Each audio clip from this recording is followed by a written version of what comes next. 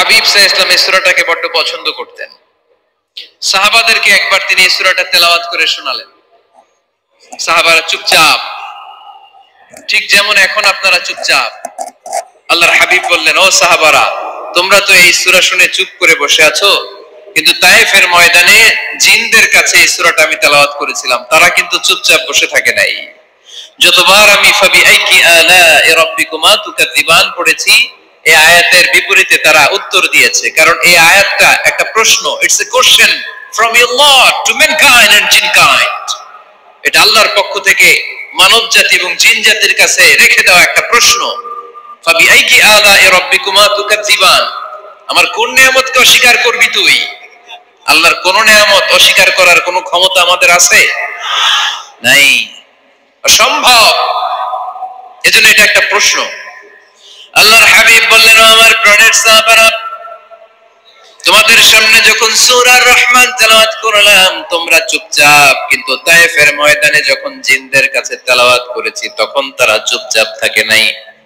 যতবার আমি ফাবিআইয়ি আলা'i রাব্বিকুমা তুকাযযিবান তেলাওয়াত করেছি, প্রত্যেকটা আয়াত শেষে এই প্রশ্নের উত্তর তারা দিয়েছে। সুবহানাল্লাহ পড়েন।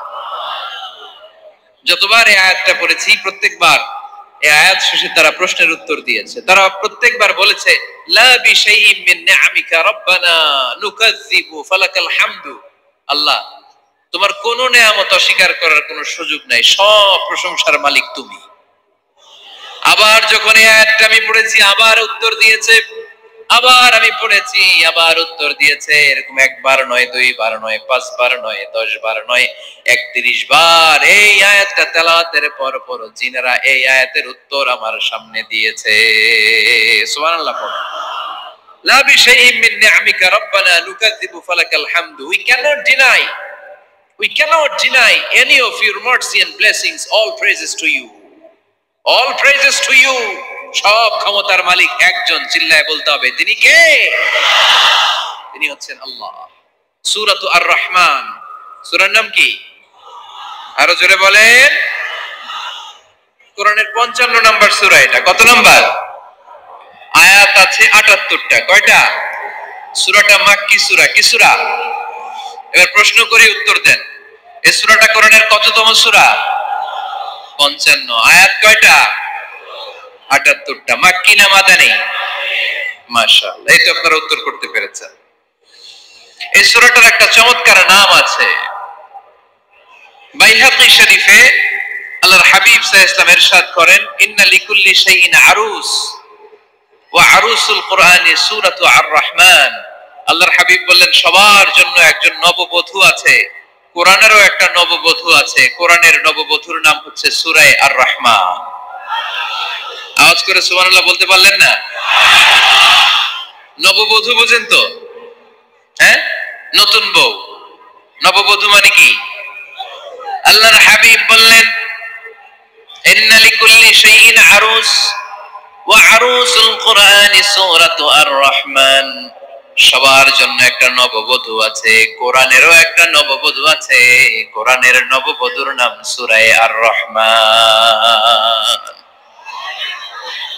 নববধূ যেমনি বাসর রাতে হাতে পায়ে আলতা মেখে, বেনারসি শাড়ি পরে, লিপস্টিক দিয়ে, খোপায় ফুল দিয়ে, জুয়েলারি পরে, অর্নামেন্টস পরে, মেকআপ করে, পার্লারিং করে তার স্বামীর জন্য ওই রাতে সে নিজেকে উজাড় করে সাজায়, ঠিক কি না? ঠিক তেমনি আল্লাহ তাআলা এই দুনিয়াতে আমাদেরকে কি কি নিয়ামত দিয়েছেন, আবার কি কি নিয়ামত জান্নাতে গেলে দিবেন, তার সব কিছু বর্ণনা করে এই সূরাটাকে তিনি উজাড় করে সাজিয়েছেন। সূরাটার নাম কি? আরে জোরে বলেন, কি নাম? আর-রহমান। একটা দুর্বল বর্ণনায় এসেছে, দুর্বল বর্ণনায়, যে আল্লাহ তাআলা, স্বয়ং আল্লাহ তাআলা জান্নাতে জান্নাতীদেরকে এই সূরা আর-রহমানটা নিজ কণ্ঠে তেলাওয়াত করে শোনাবেন। আমরা আল্লাহর কণ্ঠের তেলাওয়াত শুনতে চাই কি চাই না? আল্লাহর তেলাওয়াত কি আমাদের মতো তেলাওয়াত? আল্লাহ দেখতে কি আমাদের মতো? লাইসা কামিসলিহি শাই, তার মতো কেউ নাই। তার মতো কেউ আছে? তার মতো কেউ নাই। তিনি তার মতো। তিনি কার মতো? তিনি তার মতো।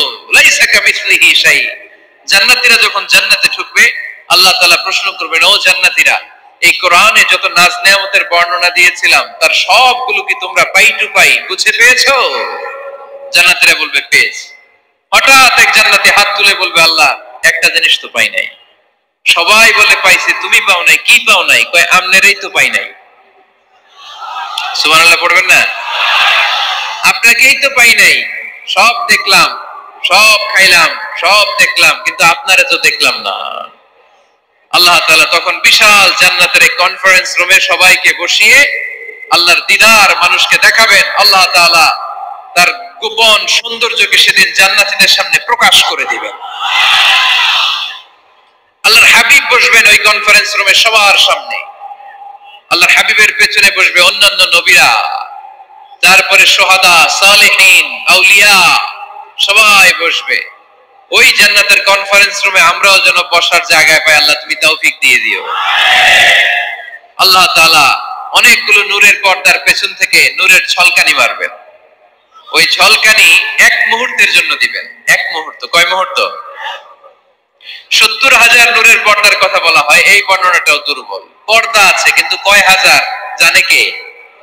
আল্লাহ। ওই পর্দা সরিয়ে আল্লাহ তাআলা সৌন্দর্যের বা নূরের ঝলকানির এক আলোকচ্ছটা জান্নাতীদের সামনে তুলে ধরবেন এক মুহূর্তের জন্য। কয় মুহূর্ত?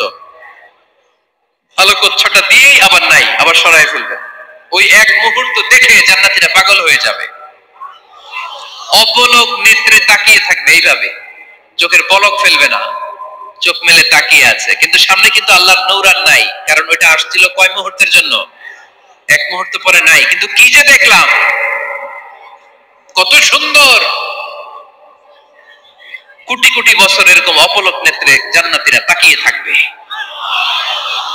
ইন্নাল্লাহা জামিলুন ইউহিব্বুল জামাল। আল্লাহ নিজে সুন্দর, সৌন্দর্যকে পছন্দ করেন। আল্লাহর চাইতে সুন্দর কিছু হতে পারে? চিল্লায় বলেন পারে? পৃথিবী সুন্দর, মানুষ সুন্দর, আসমান সুন্দর, জমিন সুন্দর, সুন্দরে সুন্দরে পাল্লা। জানি না কত সুন্দর তুমি আল্লাহ, জানি না কত সুন্দর তুমি আল্লাহ। সুবহানাল্লাহ পড়ে। আল্লাহ তাআলা তার সৌন্দর্যকে সেদিন জান্নাতীদের সামনে তুলে ধরবে। এই সূরাটা নাজিলের একটা ব্যাকগ্রাউন্ড আছে। আল্লাহর হাবিব সাল্লাল্লাহু আলাইহি সাল্লাম মক্কার জমিনে কাফিরদেরকে দাওয়াত দিতে লাগলেন, আল্লাহর ইবাদত করো, আল্লাহর জিকির করো, আল্লাহর প্রশংসা করো। এরকম দাওয়াত দিতে দিতে কিছুদিন পরে বিষ্ণু ইসা ইসলাম বলতে শুরু করলেন, রহমানের ইবাদত করো, রহমানের জিকির করো, রহমানের পায়ে সেজদায় লুটিয়ে পড়ো। তখন কাফেররা প্রশ্ন শুরু করে দিল, মুহাম্মদ এতদিন বলতা আল্লাহ, এখন কইতেছো রহমানের কথা, আসলে কোনটা? আল্লাহরে তো আমরা চিনি, রহমানরে তো আমরা চিনি না। আল্লাহর দাওয়াত দিচ্ছ, আল্লাহর গুণগান গাইছো, আল্লাহকে আমরা চিনি জানি, কিন্তু রহমানটা আবার কে? সে আবার কবে আসলো, কোত্থেকে আসলো, কবে থেকে আছে, কতদিন থাকবে? রহমানরে তো আমরা চিনি না। ওরা রহমান চিনে না। এজন্য আল্লাহ তাআলা রহমানকে চিনায় দেওয়ার জন্য আর রহমান নামে একটা সূরাই নাজিল করে দিলেন। وَإِذَا قِيلَ لَهُمُ اسْجُدُوا لِلرَّحْمَنِ قَالُوا وَمَا الرَّحْمَنُ। যখন তাদেরকে বিশ্বনবী বললেন রহমানের পায়ে সেজদা দাও, রহমানের জন্য সেজদায় লুটিয়ে পড়ো, ক্বালু ওয়ামার রহমান, তারা বলল রহমানটা আবার কে? রহমান কে? আল্লাহ চিনি, রহমানরে তো চিনি না। এখন রহমান কে এটা চিনানোর দরকার আছে না নাই? রহমানকে এটা চিনানোর জন্য আল্লাহ তাআলা আর রহমান নামে কোরআনে একটা সূরা নাজিল করলেন। চিল্লায়ে পড়েন আল্লাহু আকবার। কাফেরদেরকে জানানোর জন্য রব্বুল আলামিন সূরাত আর রহমান নাজিল করলেন আর বললেন, আর রহমান আল্লামাল কুরআন খলাকাল ইনসান আল্লামাহুল বায়ান। দয়াময় রহমান শেখালেন কোরআন, বানালেন ইনসান, শেখালেন বায়ান। দয়াময় রহমান শেখালেন কোরআন, বানালেন ইনসান, শেখালেন বায়ান।